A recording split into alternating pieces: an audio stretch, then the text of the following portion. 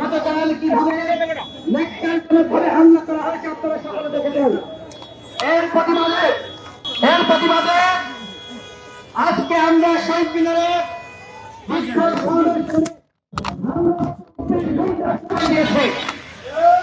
আমরা গতকাল থেকে আন্তরিকতা এবং সৌজন্যতা দেখাচ্ছি। গতকাল আমরা শাহবাগ থানায় এসেছিলাম, আজকে আমরা শাহবাগ থানায় এসেছি। এইখানে এসে আমরা ওসিকে পাইনি। ওসি নাকি আসামি ধরার জন্য গিয়েছে।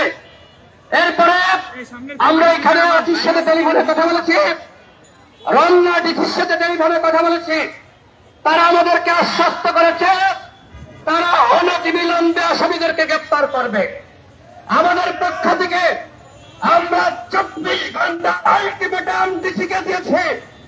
24 ঘন্টার মধ্যে যদি এই আসামিদেরকে গ্রেপ্তার না করা হয় তাহলে আমরা 24 ঘন্টা পরে আমরা স্বরাষ্ট্র মন্ত্রণালয় ঘেরাও করব এবং শুধু ঘেরাও করে আমরা ক্ষান্ত হব না, তার পদত্যাগ নিশ্চিত করব।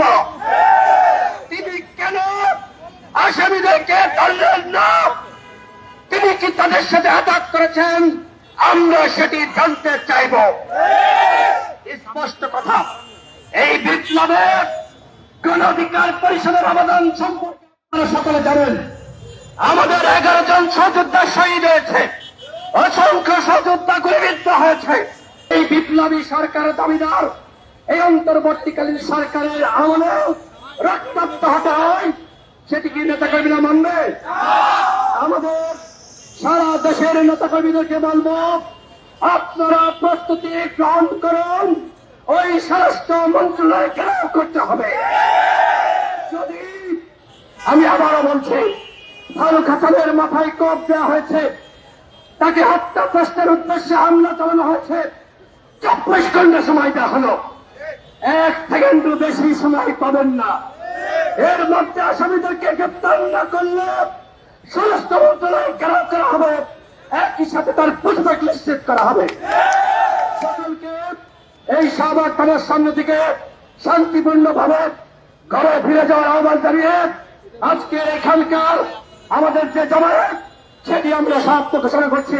ভালো থাকবেন, আল্লাহ হাফেজ। জনতার অধিকার আমাদের অঙ্গীকার। আসসালামু আলাইকুম।